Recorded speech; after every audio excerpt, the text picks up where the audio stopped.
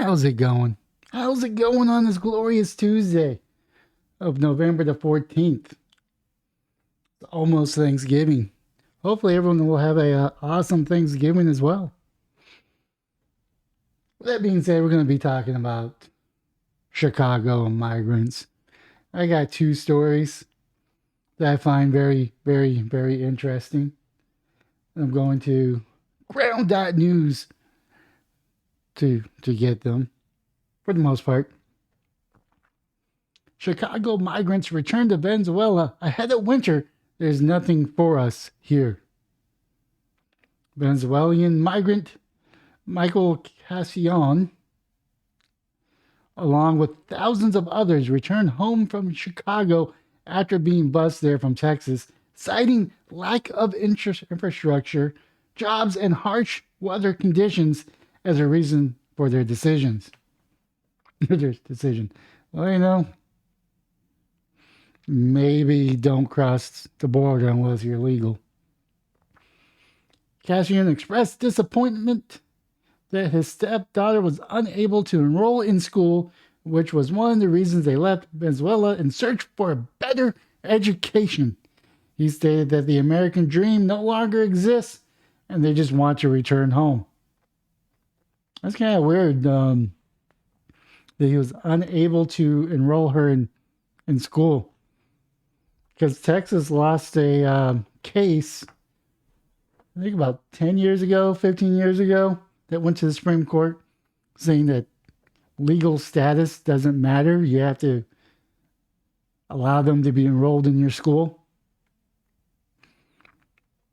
The Tribune reported that some migrants were drawn to Chicago, but under the belief that they would quickly receive asylum and work permits, but were met with challenging circumstances and a slow process. Maybe make sure you're legal to come here. Maybe set up that asylum case before you cross the border. I mean, I have some sympathy for these people. I understand that they want to come to America for the American dream and to make sure that their children have a better future than they do. But you got to do it the right way. Just saying, there's a right way and there's many wrong ways. According to this, the Chicago Tribune, the migrant family journeys back to Venezuela and more are leaving. Over the past... Now, sometimes I click on this just because I don't want to read. It's very interesting. But that's beside the point. Over the past 5 months since arriving in Chicago, Andrea Carolina Sevilla parents have been unable to enroll her in school, even though the reason they left everything behind in their native Venezuela was for her to have access to a better education. In Venezuela, she said that she was lucky that she could even attend school. Many other teenagers started working at an early age to help out their families, who often face extreme poverty. But she did not have the same luck in the city that she once dreamed of visiting. The family went from sleeping on the floor of a police station to a crowded shelter and to a house on far south side, and then back to the floor of the police station after her stepfather, Michael Castron, who couldn't afford the rent, he could not find a job that paid enough without a work permit, he said. On November 3rd, they set out to go back to Texas, and from there they would go to Venezuela, the country that they fled to seek asylum in the United States. They're among countless numbers of migrants who have chosen to leave Chicago in recent weeks in their search for a better life. They're looking for warmer weather, more resources, or to reunite with friends and family in other places.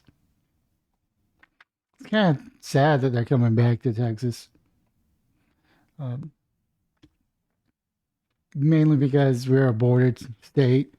And all this could have been avoided if the federal government put on their big boy pants and actually protected our border.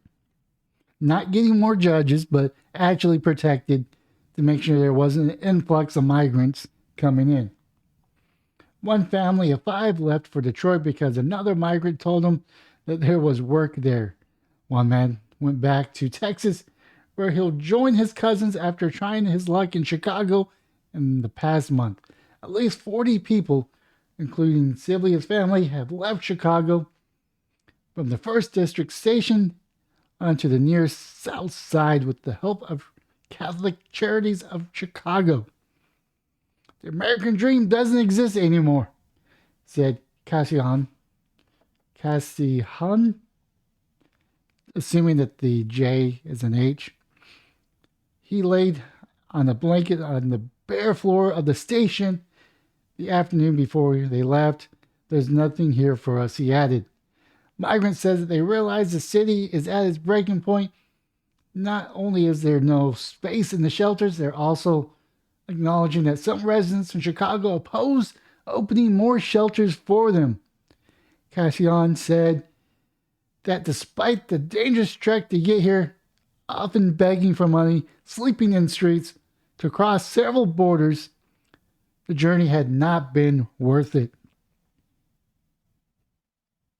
Right, it's not worth it. If you come here legally, it is worth it because you're able to get that work permit and be able to work a higher paid job. His attempts to settle in the city failed. He said he never felt comfortable in the shelter and that the hot meals, stipends, and good jobs he heard about from other migrants never materialized. The father didn't consider that once in the country, the family wouldn't be granted asylum immediately or even given a work permit while they wait. There's some people that don't even get a work permit, they just work. They're willing to work under the table. It could have been misinformation said, or it could have been that the benefits that those who arrived in the city before him are no longer available because the amount of people now here. But even after hearing that temporary protective status program was expanded and the process of getting job permits could be accelerated, he decided that he was exhausted and chose not to wait.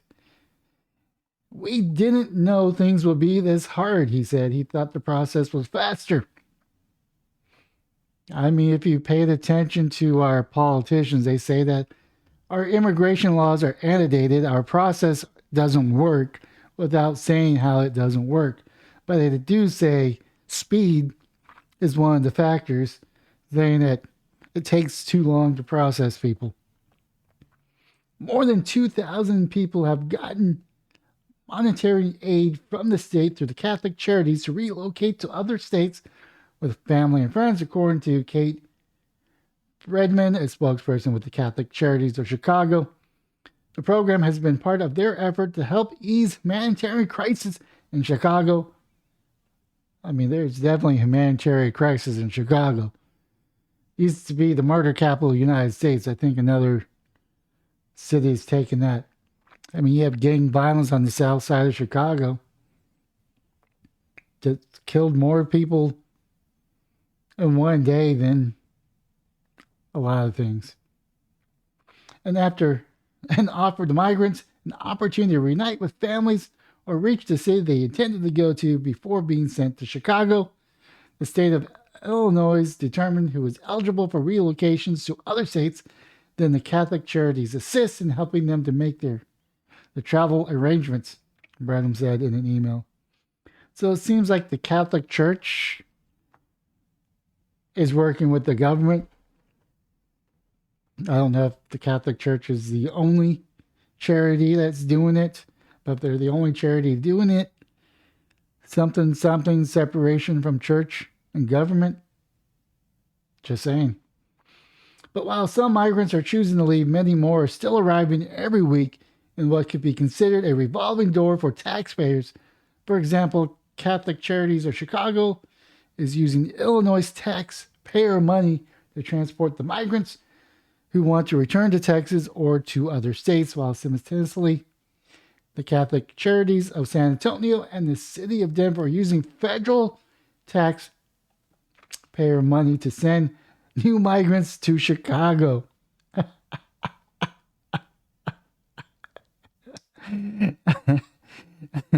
So, seems like the Catholic Church has got a money laundering scheme going on. As of Friday, there were 20 to 700 migrants who arrived in Chicago since August 2022 when Texas Governor Abbott began sending migrants to sanctuary cities such as Chicago in part of protest of federal immigration policies. Castron said Chicago wasn't what they expected when they arrived in June, but the father was determined to succeed, he said. How freaking long is this article? Oh, it's really, really long. Didn't realize how long this was, but I kind of feel sorry for them, but I don't feel sorry for them. They should have crossed the border legally. I'm all for legal immigration.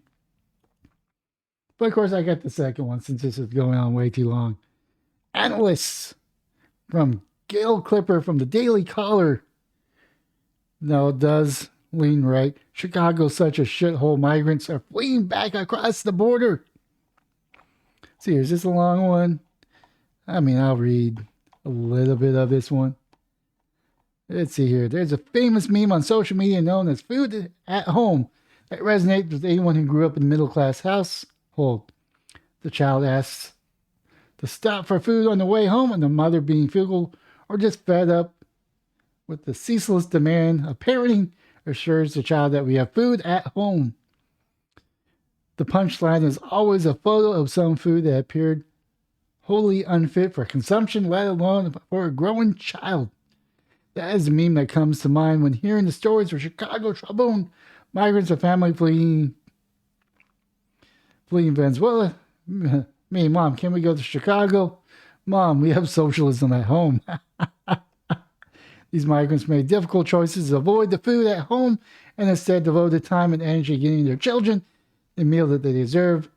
The sad irony comes from the realization that they've been much better off dining in. Peeling away from the absurdity is quite disheartening that once great American cities now has less to offer a hopeful immigrant family than the dystopian hellhole that they escaped from. Chicago Tribune spoke to Michael Castron, who brought his family over the border 5 months ago. Blah, blah, blah, blah. I'm reading this because we already read that. It's here, Larry Elder. Ouch, Chicago's so unpleasant. Migrants. Chicago's so unpleasant. Migrants are fleeing back to Venezuela after being dumped in shelters and refused jobs. Yeah, this is pretty much the same story. They're just highlighting it. Let's hear what are the comments. Now, only if they could also convince those who are not here yet that the grass is not greener on the U.S. side of the border. The U.S. cannot support the massive influx of legal and illegal migrants anymore and should make more of an effort to get the message out to the world instead of inviting them in. As a proud sanctuary city, Chicago should agree to accept all those who enter our country regardless of legality. Let's see. I just thought it was interesting and find it kind of humorous and sad at the same time. That being said, this video is going on way too long. So leave a comment down below on what your thoughts are. But most importantly, have yourself a wonderful day, morning, or evening.